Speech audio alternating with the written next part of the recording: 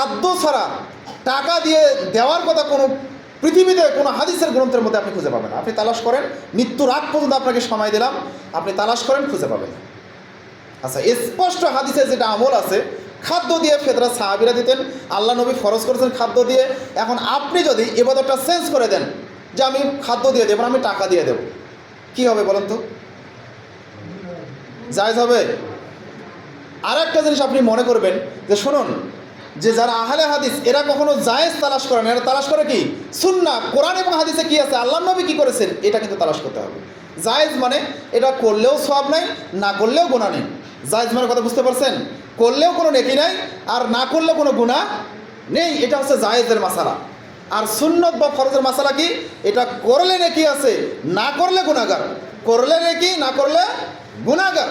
এখন বলেন তো, খাদ্যদ্রব্য দিয়ে ফেতরা দেওয়া এটা কি জায়েজ নাকি সুন্নাহ নাকি ফরজ? কোনটা? ফরজ। আল্লাহ নবী বলছেন ফরাদা রাসূলুল্লাহ সাল্লাল্লাহু আলাইহি ওয়াসাল্লাম যাকাতুল ফিতরে সাওয়াম মিন তামরিন। আল্লাহ নবী সাল্লাল্লাহু আলাইহি ওয়াসাল্লাম ফরজ করে দিয়েছেন খাদ্যদ্রব্য দিয়ে সাদকাতুল ফিতর ফরজ করে দিয়েছেন, খেজুর দিয়ে, জব দিয়ে, কিশমিশ দিয়ে। সেখানে আপনি ইবাদতটা চেঞ্জ করতেছেন। ইবাদত হচ্ছে তাও কি কোরআন হাদিসে যে ইবাদতটা যেভাবেই করতে বলেছেন আপনাকে আমাকে ওইভাবেই করতে হবে। এর চেঞ্জ করা, এর গিয়ার চেঞ্জ করা যাবে না। মোটরসাইকেলের গিয়ার যেমন চেঞ্জ করেন, এটার গিয়ার চেঞ্জ করা যাবে না। ইবাদত যেভাবেই এসেছে ওইভাবেই আপনাকে গ্রহণ করতে হবে। আপনি শোনেন, যারা টাকা দিয়ে ফেতরা দেয় অনলাইনে যান দেখেন, মাযহাবি যারা আছে এরা বলবে টাকা দিয়ে দেওয়া জায়েজ, কিন্তু কোরআন হাদিসে আছে ফেতরা আপনার খাদ্যদ্রব্য দিয়ে দেওয়া ফরজ বা সুন্নাত, যাই বলেন না কেন। তো এখন আপনি জায়েজ মানবেন নাকি যেটা কোরআন হাদিসে বর্ণনা করা হয়েছে সেটা মানবেন? কোনটা মানবেন বলেন তো? আপনি বাজারে 1 কেজি বেগুন কিনতে গেছেন, দেখতেছেন কিছু বেগুনে পোকা আছে আর কিছু বেগুন ভালো আছে, আপনি কোনটা নেবেন বলেন তো? পোকালাটা নেবেন? নেবেন। শোনেন, টাকা দিয়ে ফেতরা দেওয়ার এটা নিয়ে সমাজের মধ্যে অনেক কিলোকাল আছে, অনেক আলেম। আপনি ইউটিউবে যান, আমি মোবাইলে ডাউনলোড করে রেখেছি, আমাদের সালাফি মানহাজের যত আলেম আছে সবার আলেমের আমি বক্তব্য আপনাদেরকে শোনাতে পারি। সবাই বলছেন, কোনো আহলে হাদিস বিদ্বান বলেন নাই যে টাকা দিয়ে ফেতরা দেওয়া যাবে। হ্যাঁ, গ্রাম্য জেলার টোটকা ফোটকা মৌলবী যারা গুলখোর জর্দাখোর মৌলবী, আহলে হাদিসের মধ্যেও আছে কিছু গ্রাম্য মৌলবী যারা এরা গুল খায়, জর্দা খায়, এগুলোকে এরা ফতোয়া জায়েজ করে দেয়। এদের কাছে বলবার সব ফতোয়া হবে, সব ওদের কাছে জায়েজ। কিন্তু না, কোরআন হাদিস যারা যাচাই বাছাই করে মানার চেষ্টা করে, জাতিকে ভালো দিন দিতে চায়, এরা কোনো দিন বলবে না যে টাকা দিয়ে দেওয়া ফেতরা দেবেন বা দেওয়ার জন্য তারা কখনো নির্দেশনা দেবে না। বরঞ্চ যারা আছে প্রত্যেকের কথা ফেতরা খাদ্য দ্রব্য দিয়েই দিতে হবে। আহলে হাদিসের মধ্যে এটা নিয়ে কোনো দ্বিমত নাই, এটাতে সবাই ঐক্যমত রয়েছে। সালফে সালেহিন সবাই ঐক্যমত। তো আপনি আমি কেন টাকা দিয়ে দেবো? হুজুর আমাদের 10-এর এটা সিস্টেম হুজুর চলে আসতেছে, 10-এর দোহাই দিয়ে কি আল্লাহর কাছে মাপ পাবেন? আমার কাছে মাপ পাইতে পারেন, আমার কাছে ছাড় পাইতে পারেন, কিন্তু আল্লাহর কাছে কি মাপ পাবেন? আল্লাহ যদি বলে যে আল্লাহ নবীর মাধ্যমে, আমি আমার নবীর মাধ্যমে জানিয়ে দিয়েছি যে ফেতরা খাদ্যদ্রব্য দিয়ে দিতে হবে, 1 ছাই দিতে হবে, কেন তুমি অর্ধসা দিলে, কেন তুমি টাকা দিয়ে দিলে, তোমার ফেতরা আমি গ্রহণ করলাম না, তখন কি করবেন বলেন তো? আল্লাহ না করুক, যদি আল্লাহ এটা বলে আপনাকে মারা যাওয়ার পর, তখন কি করবেন? কেন আপনি সন্দেহের মধ্যে যাবেন? পশ্চিমকালেও সন্দেহের মধ্যে যাওয়ার চেষ্টা করবেন না সম্মানিত উপস্থিতি। তো আপনাদেরকে বলছিলাম যে আপনারা সদকাতুল ফিতর আদায় করবেন, খাদ্যদ্রব্য দিয়ে টাকাতে যাবেন না। টাকাতে গেলেই সমস্যা। যে আমলটা আল্লাহ নবী সাল্লাল্লাহু আলাইহি ওয়াসাল্লাম 1400 বছর আগে, 1450 বছর আগে নির্ধারণ করে দিয়ে গেলেন যে 1 ছা খাদ্যদ্রব্য দেব, আবার সেটা নিয়ে আপনাকে বোর্ড বসাতে হবে, সেটা নিয়ে আপনাকে কমিটি করতে হবে, সেটা নিয়ে আবার নির্ধারণ করে আলোচনা করতে হবে যে এবারে ফেতরা কয় টাকা দেব।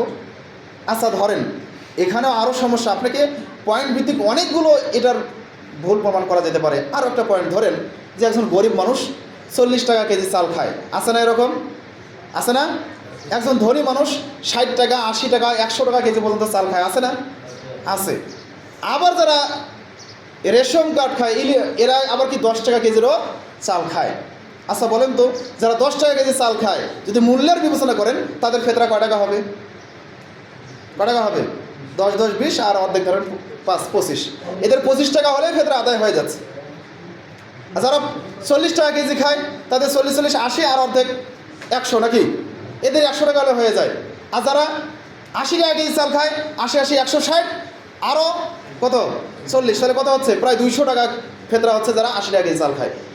এখন হুজুর আপনি যে করলেন যে ফেতরা মধ্যম মানের ধরলেন, যে 40 টাকা মধ্যম মানের চাল বা 50 টাকা মধ্যম মানের চাল, তো 40 টাকা ধরে 100 টাকা ফেতরা করে দিলেন। এবার যে গরিব মানুষটা 10 টাকা কেজি চাল খায়, তার প্রতি আপনি জুলুম করলেন কিনা? জুলুম করলেন না? ও 10 টাকা কেজি চাল খায়, ওকে ফেতরা দিতে হচ্ছে 100 টাকা। আর যে 200 টাকা কেজি চাল মানে এক সা যার হয় 80 টাকা হিসাবে, তার আপনি ফেতরা করে দিলেন 100 টাকা। এবার বলেন তো এটা জবাব কে দেবে? জবাব দিতে পারবে? দিতে পারবে। মানে যখনই আপনি কোরআন সুন্নাহ থেকে বাইরে চলে যাবেন, তখনই আপনার সমস্যা হবেই হবে। আর যারা এর পেছনে কাজ করবে, কাল কিয়ামতের মাঠে জবাব দেওয়ার জন্য প্রস্তুত থাকেন, সেটা আলেম হোক আর জালেম হোক। আমি বলছিলাম যে আলেমরা ভুল করলেও কিন্তু এক ভাগ নেকি পাবে, কিন্তু আপনি আমি সেটা অনুসরণ করতে বাধ্য নই। আমরা আলেমদেরকে সম্মান করব, শ্রদ্ধা করব, কিন্তু তাদের ভুল সিদ্ধান্ত আমরা মানতে রাজি নই। তো এরকমভাবে আমি আপনাকে অনেকগুলো পয়েন্ট দিতে পারি যে টাকা দিয়ে ফেতরা দেওয়া অনেক সমস্যা আছে, অনেক সমস্যা আছে। এই সমস্যার মধ্যে কি যাবেন আপনারা? এই সমস্যার মধ্যে যেতে চান? কি দিয়ে আদায় করবেন? টাকা দিয়ে না খাদ্যদ্রব্য দিয়ে?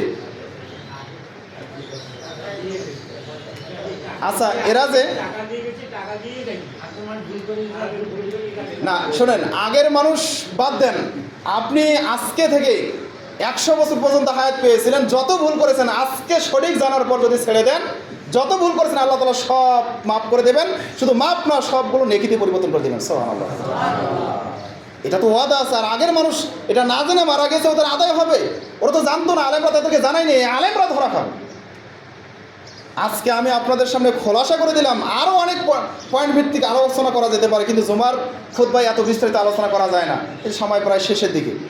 আমি আরও একটা আলোচনা করতে চেয়েছিলাম ঈদের মাসালা, কিন্তু এখানেই সময় শেষ, সময় তো উপস্থিতি। তো বলছিলাম এটাকে আর দীর্ঘায়িত করতে চাচ্ছি না।